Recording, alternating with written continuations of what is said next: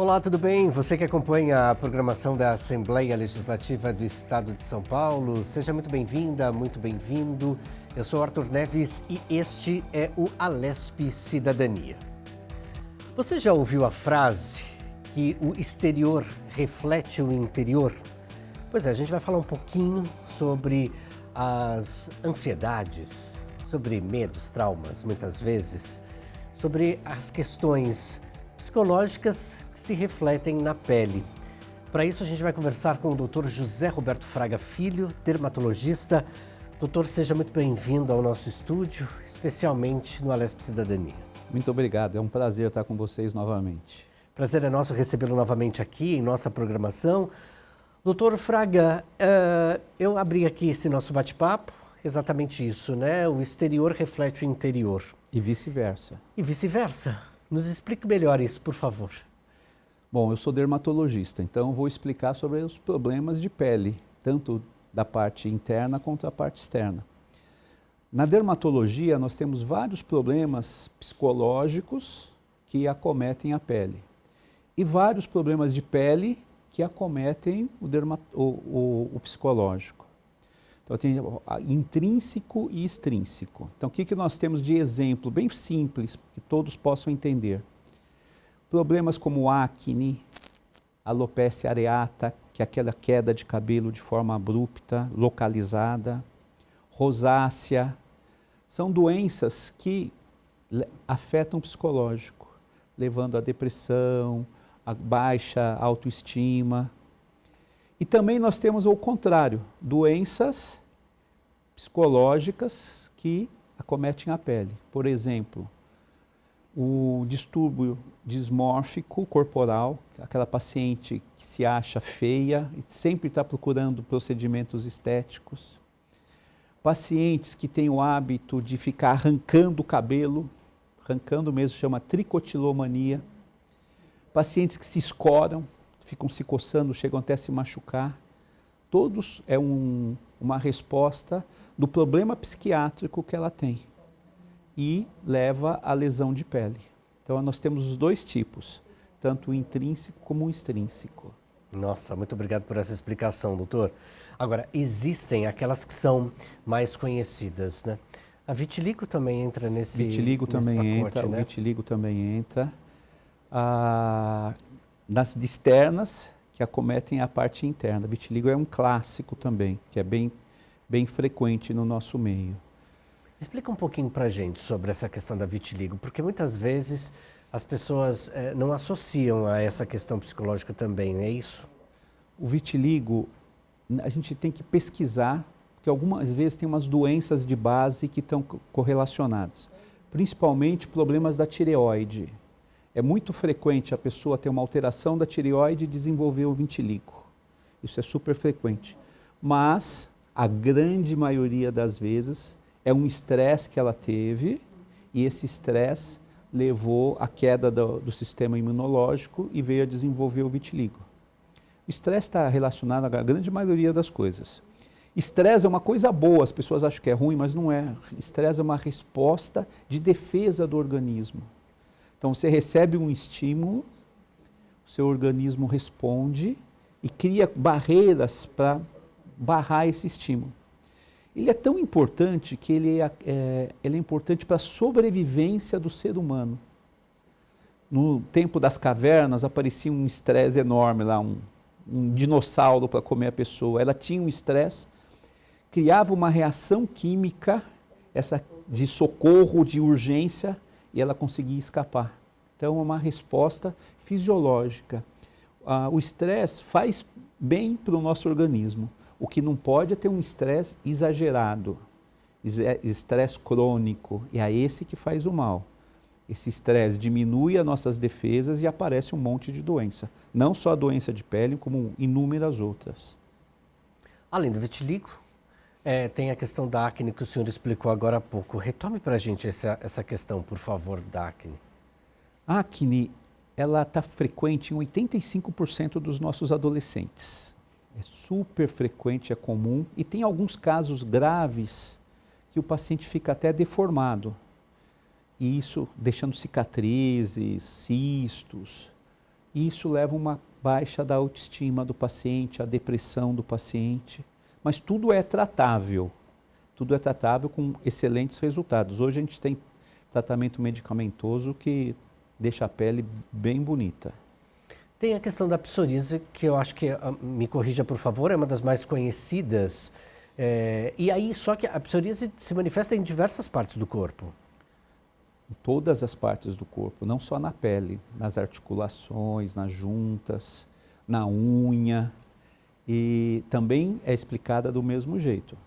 Ou é um fator hereditário, ou algum estímulo que desencadeou esse processo inflamatório. Psoríase é uma doença inflamatória que não tem cura, mas tem controle. E hoje, acho que na dermatologia, as drogas mais modernas que nós temos são para a psoríase. O senhor, como um especialista em dermatologia, existe um tratamento? Qual é esse tratamento específico para a psoríase no caso? E juntamente existe um acompanhamento psicológico, psiquiátrico? Como que o senhor orienta os pacientes em relação a isso?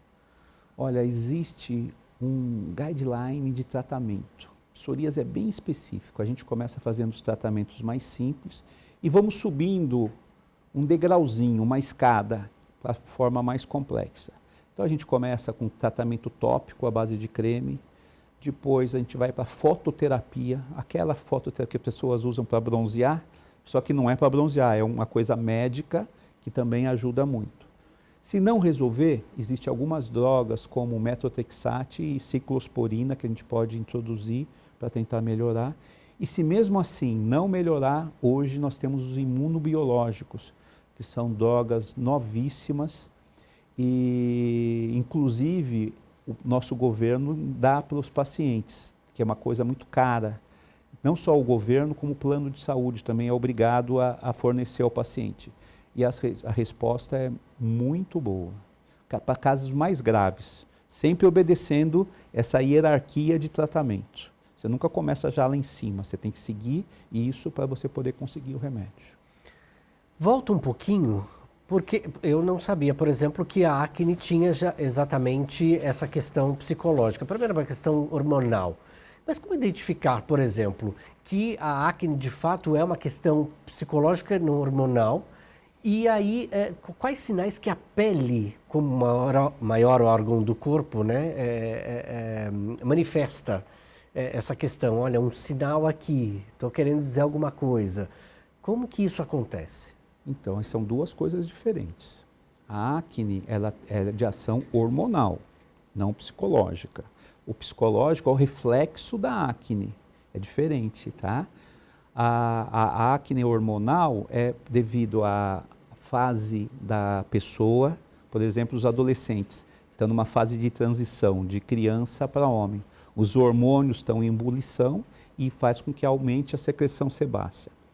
O mesmo acontece na acne da mulher adulta, que ela também tem uma alteração hormonal e você vai ter uma acne. E essa acne da mulher adulta, então, ela causa mais problemas psicológicos, porque ela tende a se escoriar e tem casos que a gente tem que mandar para o psiquiatra, que nós não conseguimos tratar.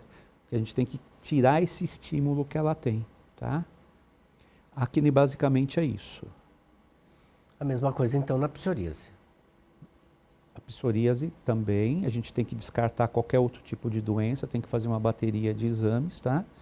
A gente sabe que existe um certo grau de hereditariedade, né, nesse caso, e o grau de acometimento vai depender do seu sistema imunológico. Tem paciente que tem pequenas lesões discretas, você não faz nada, só acompanha. Tem pacientes não, que tem uma intensidade muito maior que isso. Mas não é só com o imunológico, obesidade, tabagismo, álcool, tudo isso interfere na psoríase. Pensando exatamente nessa questão, né, assim, no auxílio, como o senhor já havia nos explicado, né, da dermatologia para as demais especialidades da medicina. Como que a dermatologia também vem criando mecanismos para a própria ciência no tratamento, na condução de tratamentos? Existem muitos estudos sobre isso daí. E, sem dúvida, a psoríase onde se tem mais trabalhos com drogas mais modernas. Cada ano sai uma droga nova, uma droga com resultado melhor do que o ano passado. É sempre dessa maneira. E a psoríase tem esse... E é importante porque psoríase é uma doença inflamatória. E várias outras doenças são inflamatórias também. Então você pode utilizar essas drogas em outras doenças. Também existem esse estudo. O senhor havia dito lá no início do nosso bate-papo, quando eu disse que o exterior refletia o interior, mas vice-versa, o senhor complementou exatamente isso. Como que acontece, então, esse processo inverso? Né? Por exemplo, o senhor, e aí a gente pode citar, o senhor pode citar, por favor, as três enfermidades aqui que o senhor mencionou, né? No caso, tem a acne, tem a psoríase. E como é que o senhor observa, então, o que é de fora para dentro? Como é que acomete isso interiormente as pessoas, né? Porque ela é normal. A vida inteira ela foi normal. Numa fase da vida ela fica introspectiva, ela não quer sair de casa, ela tem uma queda da autoestima e no momento que ela está com a acne. Então isso já fecha o diagnóstico. Tá? Diferente do doença psiquiátrica, que já tem uma história de doenças psiquiátricas e aí a gente consegue ver também. Por isso que a anamnese e o exame físico é fundamental numa consulta médica. E aí está associado mais às crianças, adolescentes, adultos. Como é que o senhor observa também? Existem dados em relação a isso, né? De faixa etárias, especificamente aqui na cidade de São Paulo, Grande São Paulo. E aí já emendo uma outra pergunta também. A questão de, por exemplo, a gente está na Grande São Paulo, né? A gente está na capital aqui. É diferente a pele, de repente, de um cidadão que está aqui, daquele que está no litoral, suponhamos, no interior? Depende do clima também. O clima também piora bastante. O clima úmido tem uma tendência maior a ter uma oleosidade. E, lógico, se ela tem oleosidade, tem predisposição à acne. Diferente de um clima seco, frio, você também... Mas com relação à idade, à faixa etária, é tudo igual. Isso não muda, mas o clima interfere sim. Nossa, é interessante, né? Porque, por exemplo, se o senhor estava explicando para a gente na questão da acne, quando é mais jovem, tem aquela questão mais sedenta do hormônio. Para quem é adulto, isso também é a mesma coisa? Existe uma outra dinâmica relacionada ao estresse exacerbado ou não? Também o estresse pode causar tudo. Mas na acne da mulher adulta, principalmente, o que acontece? Ela produz um hormônio um pouquinho a mais do que o normal. Essa que é a testosterona. E isso desencadeia essa acne. A acne da mulher adulta. Na minha vivência clínica, eu acho que o transtorno emocional é maior nessa acne da mulher adulta do que do adolescente. Porque o adolescente sabe que vai ser passageiro e tal. Agora a mulher adulta ela não aceita muito. E aí que ela começa a se automutilar. A alimentação também tem total importância nessa situação, né, doutor? Como que o senhor, como dermatologista, orienta também aos pacientes? No caso da acne, principalmente, a gente sabe que os alimentos inflamatórios pioram um pouco mais a acne. Principalmente leite. Eu sempre oriento leite, whey protein derivado do leite, ele piora a acne. Os estudos médicos correlacionando dieta, a maioria termina com leite. Mas a gente sabe que o açúcar também é outra coisa que propicia aumento da secreção da glândula sebácea, piorando a acne do paciente. O senhor falou do whey protein, obviamente puxa para a questão de exercícios físicos também. No caso, como que o exercício físico pode ajudar na saúde da pele relacionado ao próprio estresse, né?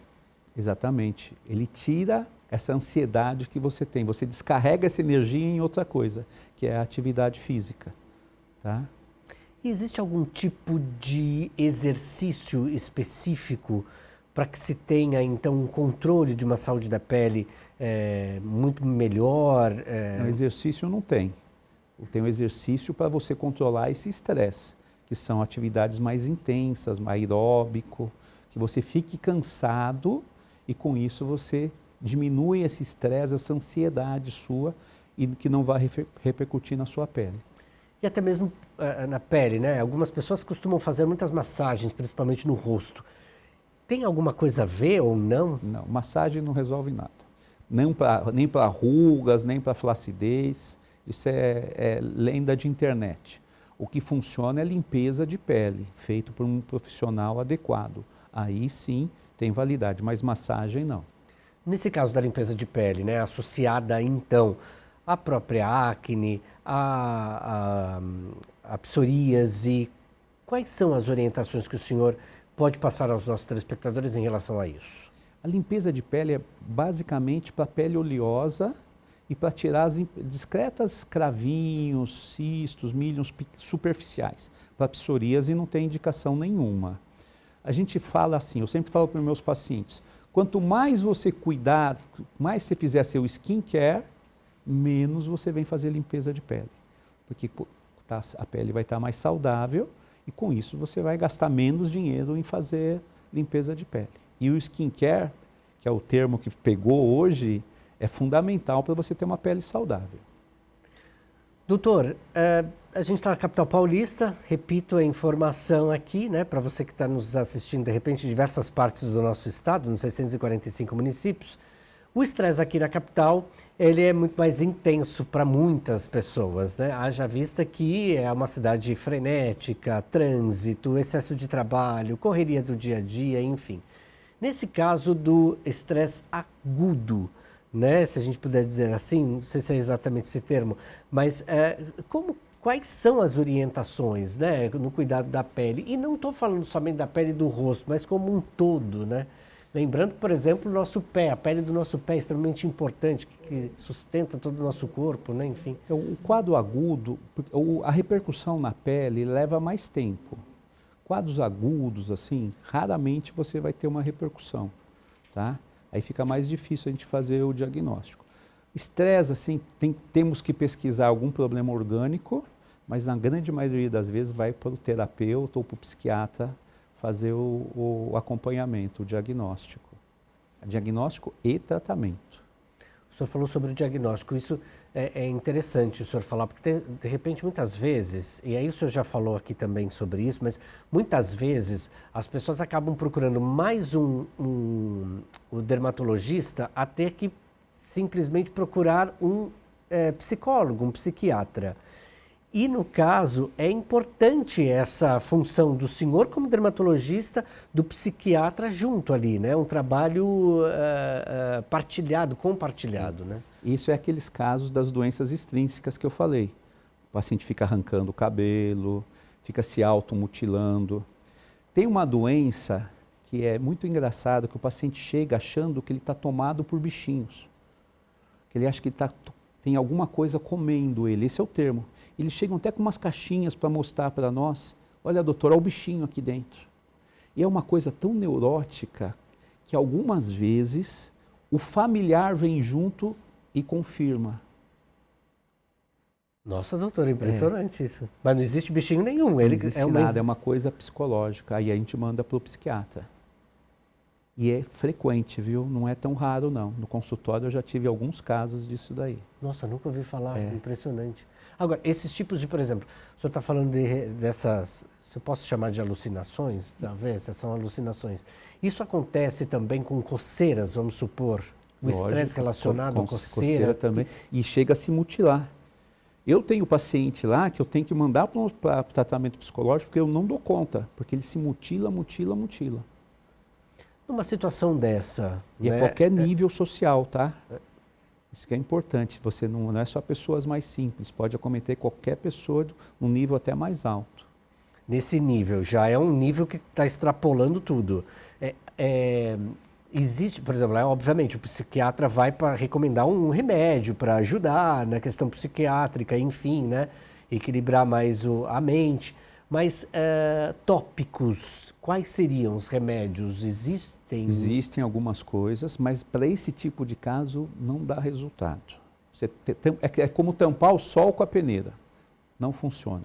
O tratamento é à base de hidratantes corporais, banho morno, banho rápido e corticoides tópicos, antihistamínicos via oral, que você pode tomar também, mas assim, a resposta é pífia.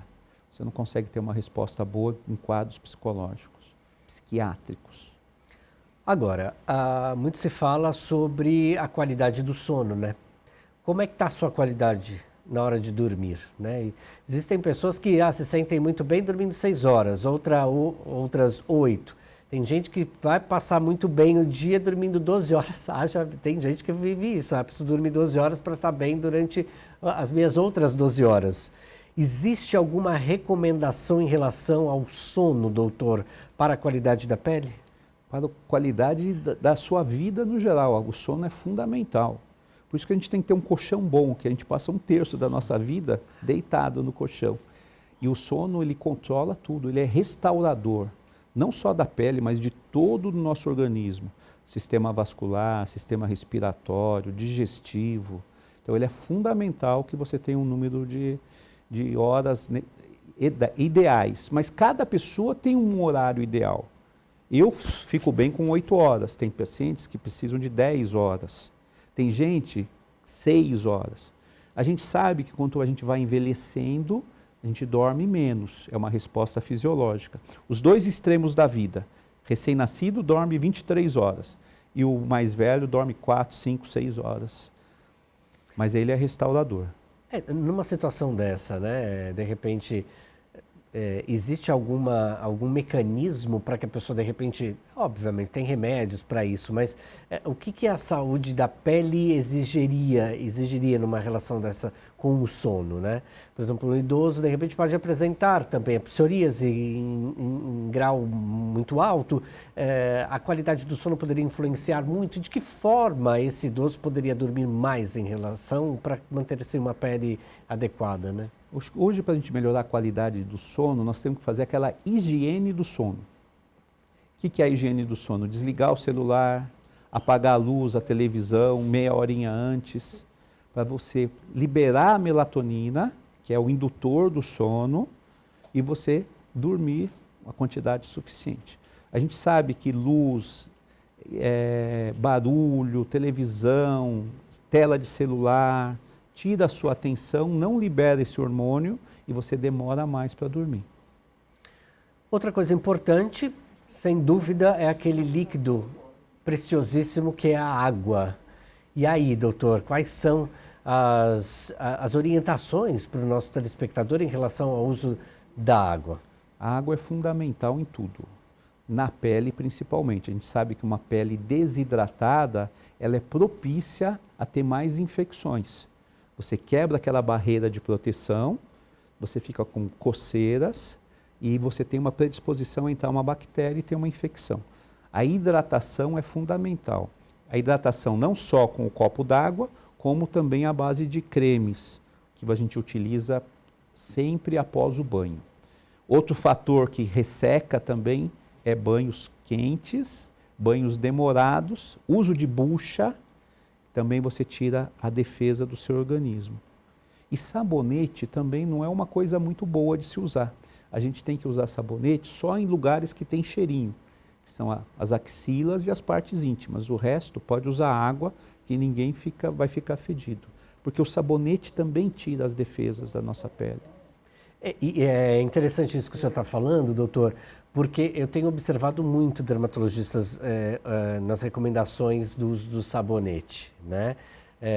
Inclusive, dia desses acompanhei uma pesquisa em Portugal, França e Itália, se não me falha a memória, que eles estavam falando exatamente sobre o uso do sabonete, né? A qualidade do sabonete também influencia muito e como tratar o restante do corpo. Agora, o senhor falou sobre o uso de cremes. O creme, por exemplo, muitas vezes ele também não tira o que deveria ser, de repente, protege demais? Não, o creme vem a proteger, que a gente precisa ter um manto lipídico. E as pessoas têm que entender também que ela não precisa comprar um creme caro, pode ser um creme simples, desde que ela use de forma constante. Tem que ter o hábito diário de usar o hidratante. Eu sempre falo para os meus pacientes que pele não tem segredo. Pele tem rotina do seu skincare na face e no seu corpo. Você criou essa rotina, você vai ter uma pele saudável a vida inteira. O senhor falou sobre a questão do tratamento, as orientações.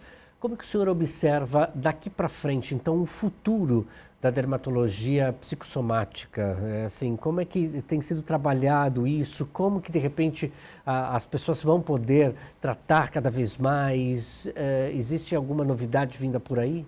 Olha, o que eu posso te dizer é que cada vez mais nesse quadro nós estamos trabalhando em conjunto com o psiquiatra. Porque essa parte dos distúrbios de personalidade é o psiquiatra que cuida. Nós, dermatologistas, vamos fazer o diagnóstico, vamos tentar tratar e encaminhar para um tratamento especializado. Mas é essa correlacionando sempre as duas especialidades juntas, trabalhando juntos. A gente está na Casa Legislativa, é importante também mencionar ideias, trazer ideias para os nossos parlamentares, né? Existem 94 deputados e deputadas aqui trabalhando bastante, inclusive para a saúde mental e da pele. Como já disse, é o maior órgão do corpo e precisa de muita atenção. Doutor, o senhor teria alguma sugestão, de repente, para que se trabalhe mais essas questões na própria escola, né? Orientação nas escolas, clubes públicos também, acho que é interessante isso, né? Hoje a Sociedade Brasileira de Dermatologia ela é bem ativa nisso. E esse mês especificamente, nós estamos no mês de dezembro, tem até uma campanha do Dezembro Laranja, que é a campanha de prevenção de câncer de pele. Isso acontece no Brasil inteiro, na qual os dermatologistas têm uma atenção maior e alerta os pacientes com relação às pequenas lesões de pele que podem vir a desenvolver o câncer de pele. Mas isto já ocorre mesmo, viu? Sensacional, ótima observação do senhor, né? Além e para além disso, né?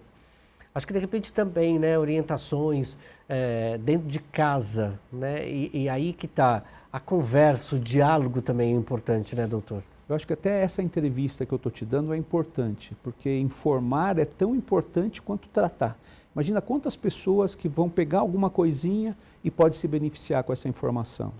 Então, quanto mais a gente estiver divulgando as patologias e os problemas e as resoluções, é melhor para o paciente. Lembrando então, doutor, que aqui o senhor está sendo assistido, então as suas orientações estão chegando aos 645 municípios do estado, obviamente também por meio da internet a gente atravessa o nosso estado, as nossas divisas, os municípios, o estado, né? E aí a gente vai chegar além fronteiras Brasil, né? E é importante também mencionar aos nossos telespectadores orientações. Eu gostaria que o senhor então trouxesse, para amarrar tudo isso que o senhor falou aqui para a gente, né?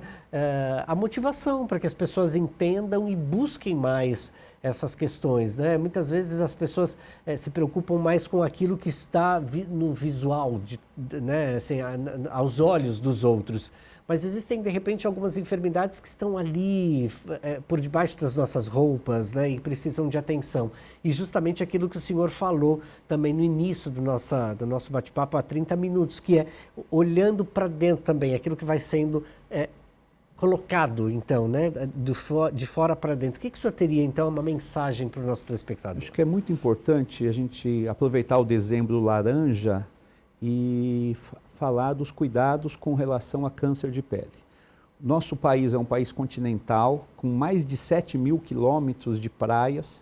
Existe o culto à pele bronzeada e a gente sabe que com isso você pode vir a desenvolver o câncer de pele. Acho que é importante o paciente ter ciência que o uso do protetor solar é muito importante e que o câncer de pele ele é muito frequente no nosso meio e a gente tem que prevenir, porque quando a gente pega o câncer de pele logo no começo, a gente opera e cuida e está curado o paciente. Se ele deixar, a lesão se estende e algumas vezes não tem o que fazer e muitos pacientes vêm a óbito por não tratamento de um câncer de pele. Então, no contexto Brasil, eu acho que isso é o mais importante para deixar para vocês. Nessa sua mensagem, então, doutor, para quem de repente está ali, será que eu tenho câncer de pele ou não? Obviamente você tem que procurar um médico, sem dúvida alguma, mas existe algum detalhe que ele precisa observar na pele dele? Essa é a cereja do bolo. Existe uma regrinha mundial que chama a regrinha do ABCDE. A, de assimetria, você tem uma lesão que ela é assimétrica. B, de bordas irregulares. C, de cores diferentes na mesma lesão. D, de diâmetro maior que 0,6 centímetros. E E, de evolução. A lesão está crescendo. Esses são sinal de alerta que ele precisa procurar um dermatologista para ver se ele não é um câncer de pele.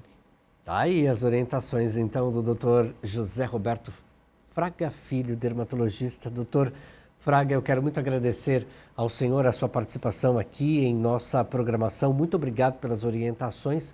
Volte sempre para orientar o nosso público que precisa e muito de orientação. Muito obrigado. É um prazer falar com vocês novamente. Que bom. E a você que esteve conosco durante a transmissão do Alesp Cidadania, muito obrigado pela companhia, muito obrigado pela audiência. A gente se encontra na programação da Rede Alesp. Tchau.